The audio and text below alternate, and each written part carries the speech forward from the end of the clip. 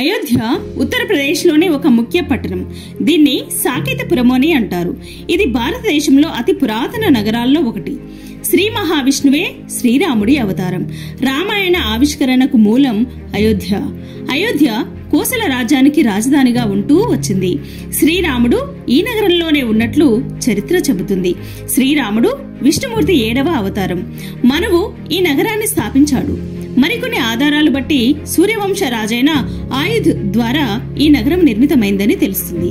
అయోధ్యను రాజధానిగా చేసుకుని హిందూ దైవమైన శ్రీరామచంద్రుడు పాలించాడు. భారతదేశంలో 7 మోక్ష పురాలలో ఒకటి అయోధ్య అని స్కంద మొదలైన ఇతర పురాణాలు పేర్కొన్నాయి.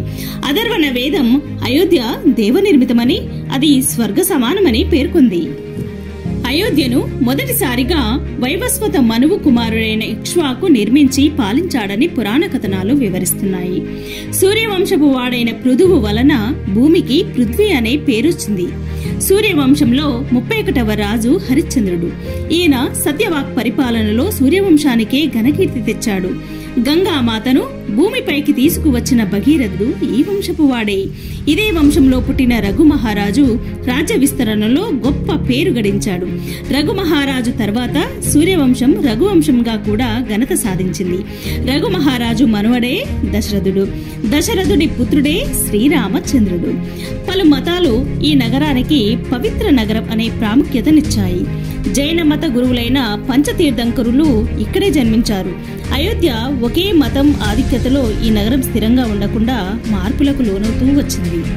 అతి పురాతనమైన ఈ అయోధ్య నగర వైశాల్యం 250 చదరపు కిలోమీటర్లుగా వర్ణించబడింది. పతిత పావని గంగానది తీరంలో సరయూ నది కుడివైపున ఉంది అయోధ్య. 63వ రాజైన దశరథుడి రాజ్యసభగా అయోధ్య ఉంది.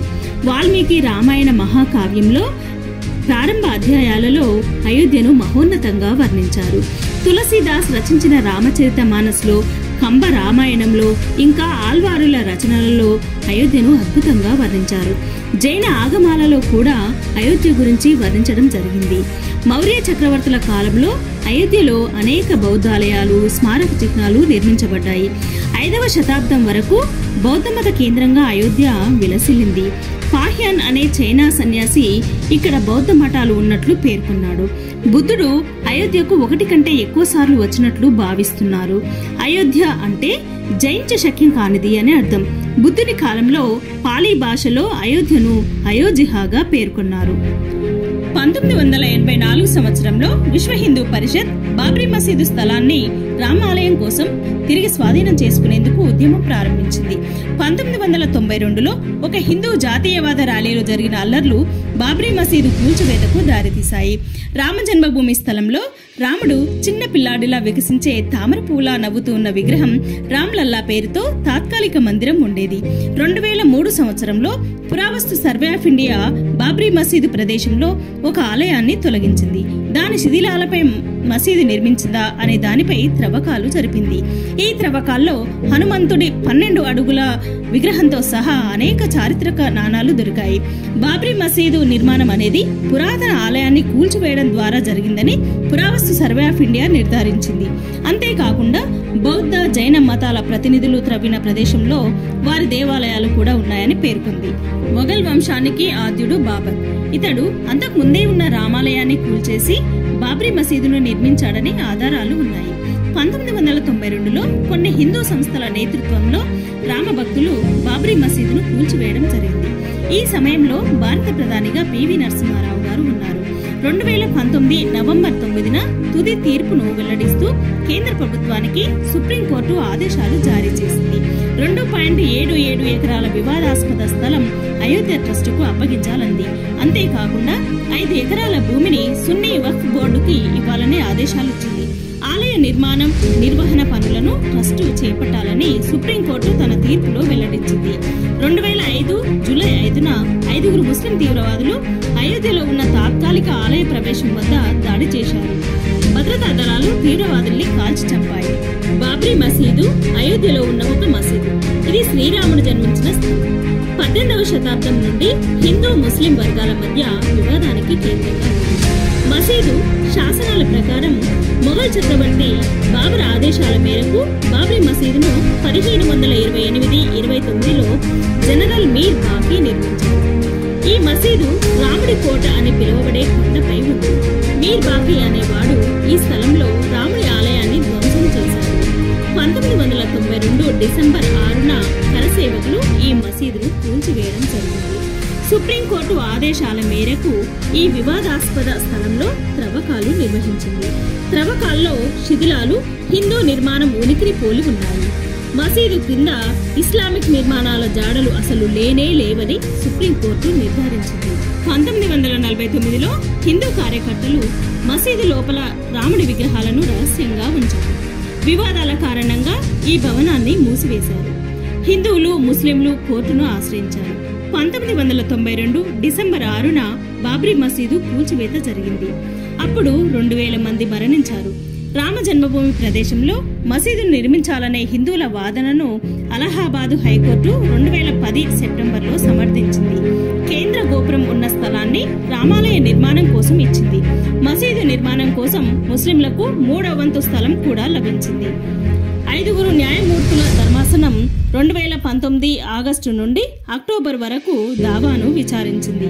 2019 నవంబర్ 9న సుప్రీంకోర్టు దిగువ కోర్టు తీర్పును రద్దు చేసి మొత్తం స్థలాన్ని అనగా 2.77 ఎకరాల భూమిని హిందూ దేవాలయం నిర్మించడానికి ఒక ట్రస్టుకు అప్పగించాలని ఆదేశాలిచ్చింది. అంతేకాకుండా 5 ఎకరాల స్థలాన్ని సున్నీ సెంట్రల్ వక్ఫ్ బోర్డుకి ఇవ్వాలని ప్రభుత్వాన్ని ఆదేశించింది. బాబ్రీ మసీదు నిర్మాణానికి కారకుడైన మొఘల్ చక్రవర్తి బాబర్ పేరు మీదుగా ఈ మసీదు బాబ్రీ మసీదు అని పేరు వచ్చింది. 1940కి ముందు దీన్ని మస్జిద్ ఏ జన్మస్థాన్ అని పిలిచేవారని అధికారిక పత్రాల్లో ఉంది. శ్రీరామ జన్మభూమి తీర్థ ట్రస్ట్ 2020 ఆగస్టు 5న మధ్యాహ్నం 12:44:08 నుంచి 12:44:40 దాకా రామ మందిర నిర్మాణ ప్రారంభానికి భూమి పూజని భారత ప్రధాని నరేంద్ర మోదీ గారు నిర్వహించారు. గర్భగుడి ప్రాంతంలో 40 కిలోల వెండి ఇటుకను స్థాపించి నిర్మాణ పనులకు శ్రీకారం చుట్టారు. ఈ రామాలయ పునరుద్ధరణ పనులను గుజరాత్లోని అహ్మదాబాద్కు చెందిన టెంపుల్ ఆర్కిటెక్ట్స్ సోంపురా ఫ్యామిలీ చేపట్టింది. రామ మందిరం 2.77 ఎకరాల విస్తీర్ణంలో మొదటి అంతస్తు నుంచి గర్భగుడి శిఖరం వరకు 161 అడుగుల ఎత్తులో, ఆలయ పొడవు 360 అడుగులు, వెడల్పు 235 అడుగులు, ఒక్కో అంతస్తు 20 అడుగులతో మొదటి అంతస్తులో 160, రెండో అంతస్తులో 74 స్తంభాలతో నిర్మాణ పనులు జరుగుతున్నాయి. మందిరానికి మొత్తం 392 స్తంభాలు మరియు 44 తలుపులు ఉన్నాయి. గర్భగుడిలోని భగవాన్ శ్రీరాముని చిన్ననాటి బాలరూప విగ్రహం ఉంది. మొదటి అంతస్తులో శ్రీరాముని దర్బార్ ఉంటుంది. మందిరంలో 5 మండపాలు ఉన్నాయి. ఈ మండపాలన్నీ దేవతల విగ్రహాలచే అలంకరించబడ్డాయి. మందిరానికి తూర్పు వైపున సింహద్వారం గుండా 32 మెట్లతో గుడి లోపలికి వెళ్ళాలి. ఇక్కడ వికలాంగుల, వృద్ధుల కోసం లిఫ్టులు ఉన్నాయి. మందిరం చుట్టూ 732 మీటర్ల పొడవు మరియు 14 అడుగుల వెడల్పుతో ప్రాకార గోడ నిర్మించబడి ఉంది. మందిరంలోని 4 మూలల్లో దేవీ దేవతల గుళ్ళున్నాయి. మందిర సమీపంలో పురాతన కాలం నాటి చారిత్రక బావి ఉంది. దీన్ని సీతాకూప్ అంటారు. ఇంకా రామమందిర కాంప్లెక్స్ లో వాల్మీకి మహర్షి, వశిష్ఠ, విశ్వామిత్ర, అగస్త్య, నిషాద్రాజ్, శబరిమాత, అహల్యాదేవి విగ్రహాలు ఉన్నాయి. కాంప్లెక్స్ నైరుతిలో కుబేతిలా వద్ద శివుని పురాతన మందిరం, జటాయువు విగ్రహం ఉంది. మందిరంలో ఎక్కడా కూడా ఇనుమును వాడలేదు. మందిర్ పునాది 14 మీటర్ల మందంపాటి రోలర్ కాంపాక్ట్ కాంక్రీట్ తో నిర్మించబడింది. ఇది కృత్రిమ శిలారూపాన్ని ఇస్తుంది. నేల తేమ నుండి రక్షణ కోసం గ్రానైట్ ఉపయోగించి 21 అడుగుల ఎత్తైన పునాది నిర్మించబడింది. 25,000 మంది సామర్థ్యంతో యాత్రికుల సౌకర్య కేంద్రం నిర్మాణంలో ఉంది. పూర్తిగా సాంప్రదాయ శైలిలో స్వదేశీ సాంకేతికను ఉపయోగించి నిర్మించబడింది. 70 ఎకరాల విస్తీర్ణంలో సింహభాగం పచ్చదనం ఉండేలా పర్యావరణ, నీటి సంరక్షణకు ప్రత్యేక ప్రాధాన్యతనిస్తూ రామమందిర నిర్మాణం జరిగింది. రామ్లల్లా విగ్రహ రూపశిల్పి అరుణ్ యోగిరాజ్. ఈయన మైసూర్కు చెందిన భారతీయ శిల్పి. అరుణ్ యోగిరాజ్ 5 తరాల శిల్పుల కుటుంబానికి చెందినవాడు. శిల్పి యోగిరాజ్ తనయుడే అరుణ్ యోగిరాజ్. 2024 జనవరి 22న రామ్లల్లా విగ్రహ ప్రతిష్టాపన కార్యక్రమం జరిగింది. ముదురు రంగు కృష్ణశిలపై రామ్లల్లా 51 అంగుళాల పొడవుతో 5 ఏళ్ల బాలుడిలా విల్లు, బాణం పట్టుకుని దర్శనమిస్తాడు. దాదాపుగా 500 సంవత్సరాలుగా ఎదురు చూస్తున్న రామమందిర నిర్మాణం బంగారు చిన్ని తండ్రిని చూస్తూ హిందువులంతా ఉద్వేగానికి లోనై కన్నీటి పర్యంతమైనారు. హిందువులు ఈ కార్యక్రమం రోజు ఆనందోత్సాహాలతో ప్రత్యేక దీపావళిని జరుపుకున్నారు. హిందువులతో పాటు ప్రపంచం మొత్తం బాలరాముణ్ణి చూసి ఆనందం వ్యక్తం చేసింది.